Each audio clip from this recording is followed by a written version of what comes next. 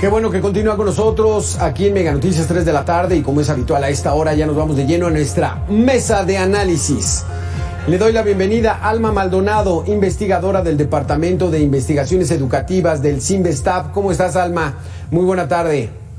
Hola, ¿qué tal? Muy buenas tardes. Gracias por la invitación, Alberto. Alma, vamos a hablar sobre las evaluaciones en este nuevo plan educativo que proyecta llegar a ser un nuevo modelo educativo.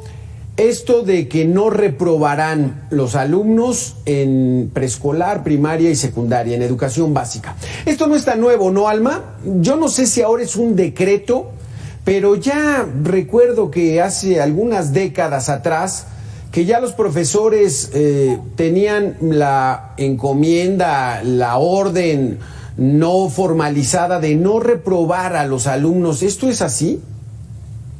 Bueno, mira, Alberto, el tema de no reprobar tiene bases educativas y lo que se busca es que aquellos o aquellas estudiantes más vulnerables que están en riesgo efectivamente de repetir un año no sean expulsados de la escuela, porque el problema es que si tú los repruebas hay un gran riesgo de que entonces se vayan de la escuela, ¿no? De que lo tomen como un mensaje, por supuesto, de fracaso, y si de por sí ya están en una situación vulnerable, entonces esto les dé el empujón final para salir del sistema educativo.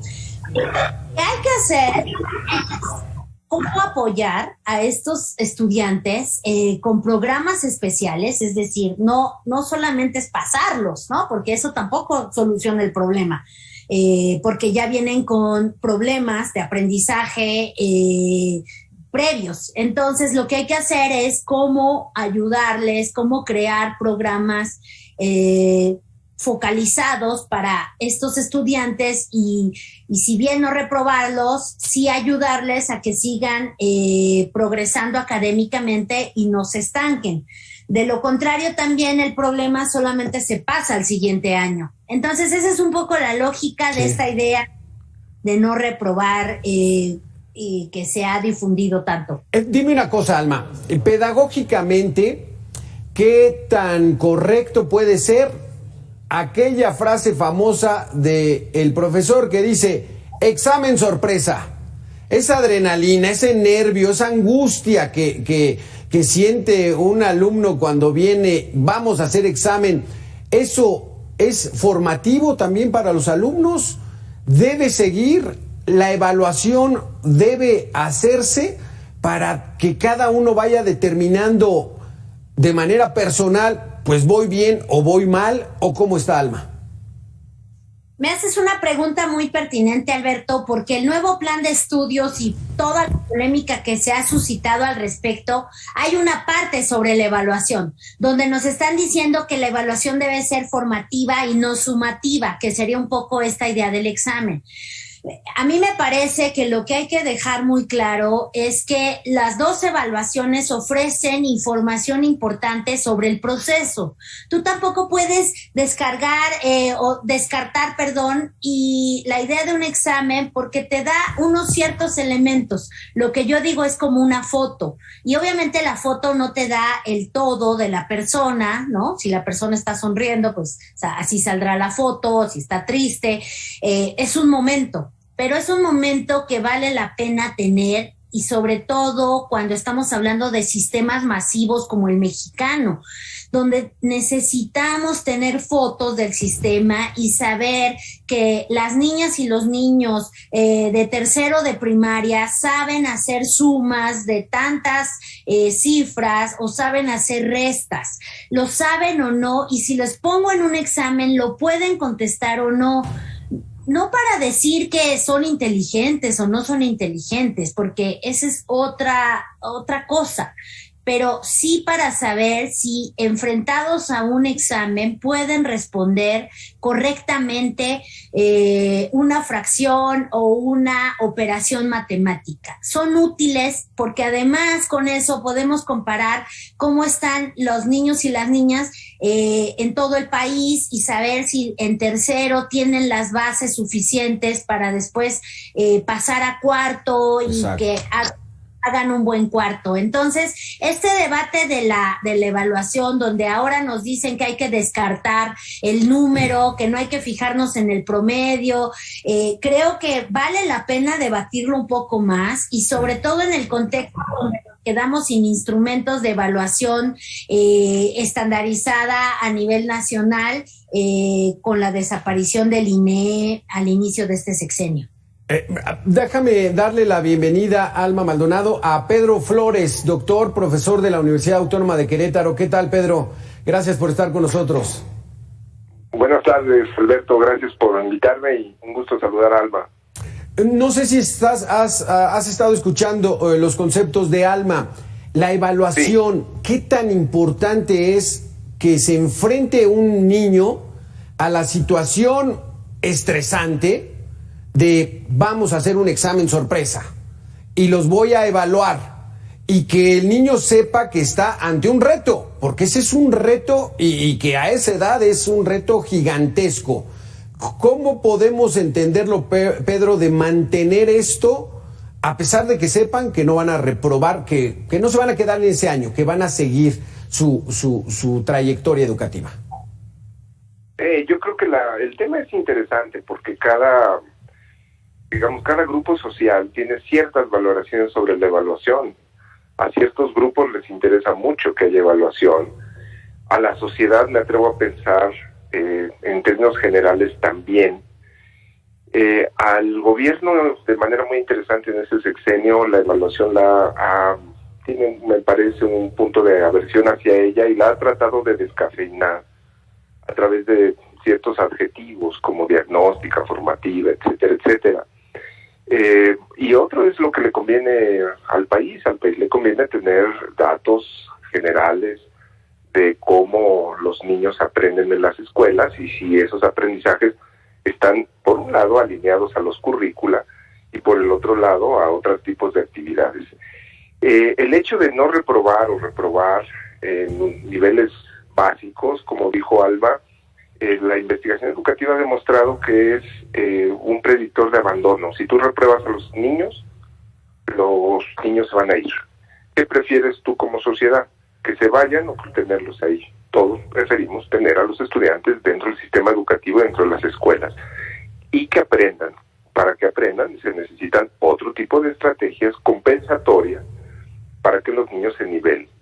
Por el otro lado, los exámenes de sorpresa en mi universidad son ilegales, Alberto. No puedes hacer, porque se ha mostrado que mediante presión las personas aprendemos. Pedagógicamente eso es una pedagogía de la opresión, y me parece que son recursos que utilizan, sí, algunos grupos, algunas instituciones, con el imaginario que así los vas a hacer más fuertes y mejores estudiantes, lo cual, por el otro lado, la investigación ha mostrado, y la filosofía pedagógica, eso no es verdad.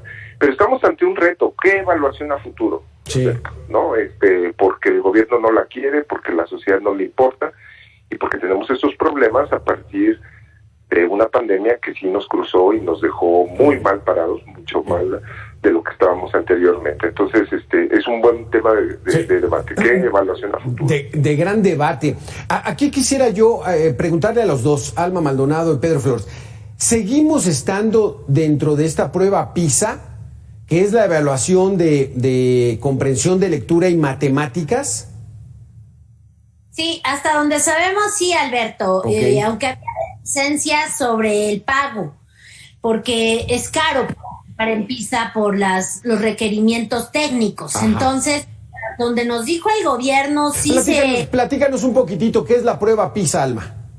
Y la prueba PISA se aplica a los jóvenes de aproximadamente 15 años, y la idea de la prueba PISA es hacer un recuento de sus herramientas, de sus habilidades y de sus competencias, digamos, en 3 áreas básicas, que es matemáticas, lectura y ciencias, y es como un recuento de todo lo que aprendieron en la educación básica, y nos da una guía. De nuevo, no es perfecta, es como una foto, útil, me parece, por lo detallado de la información, pero es como una foto sobre cómo fue el tránsito de la escuela básica, de la educación básica de estos jóvenes y cómo estamos en comparación con otros países.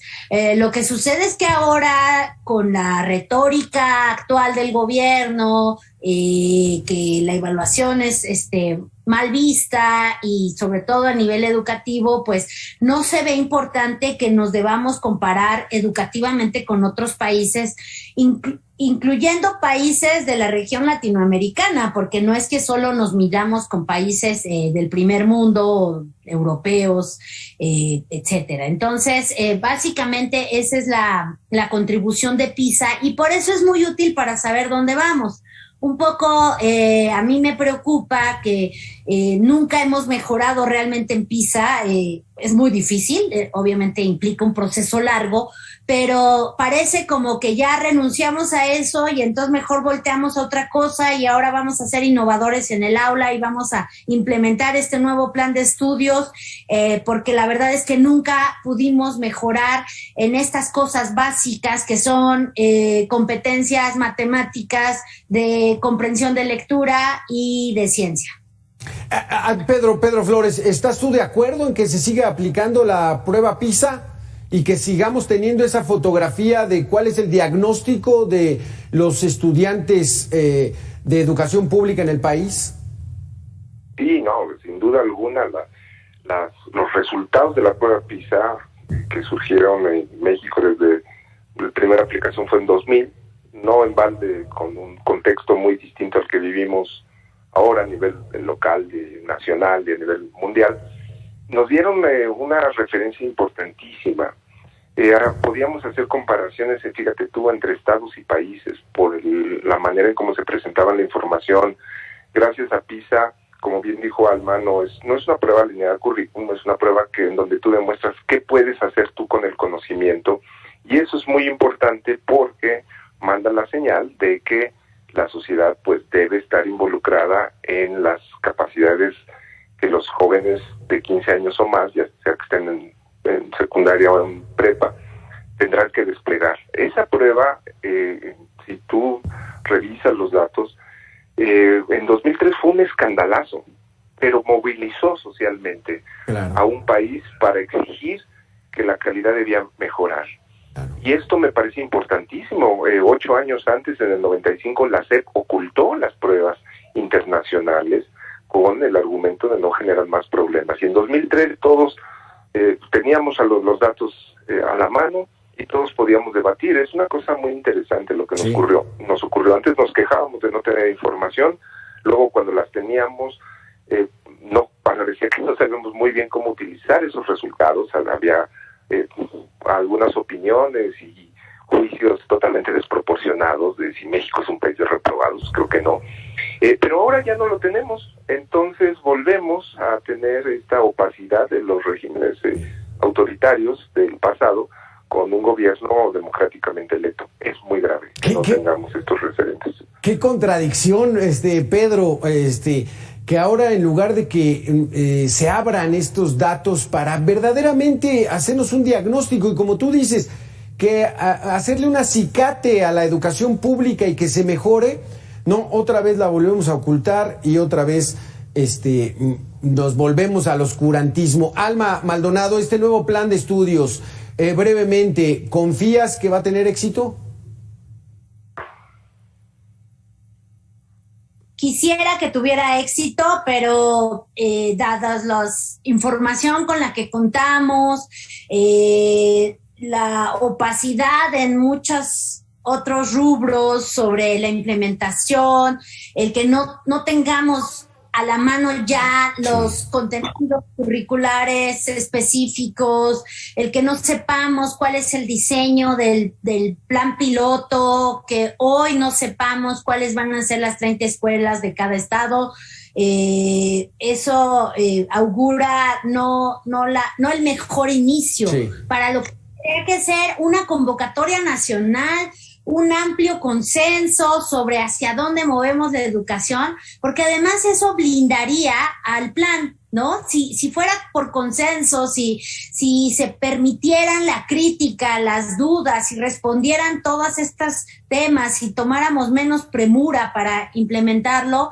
seguramente podríamos pensar en un más apoyado, sí, y que no importa quién gane en 2 años.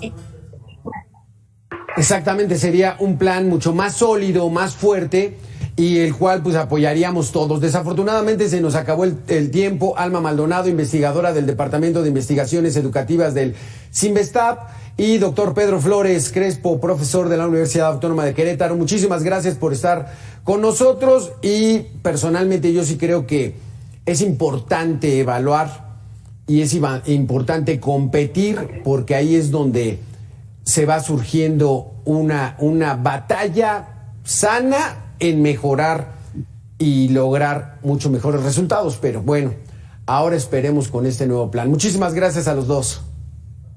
Muchas gracias. Gracias a ti, Augusto.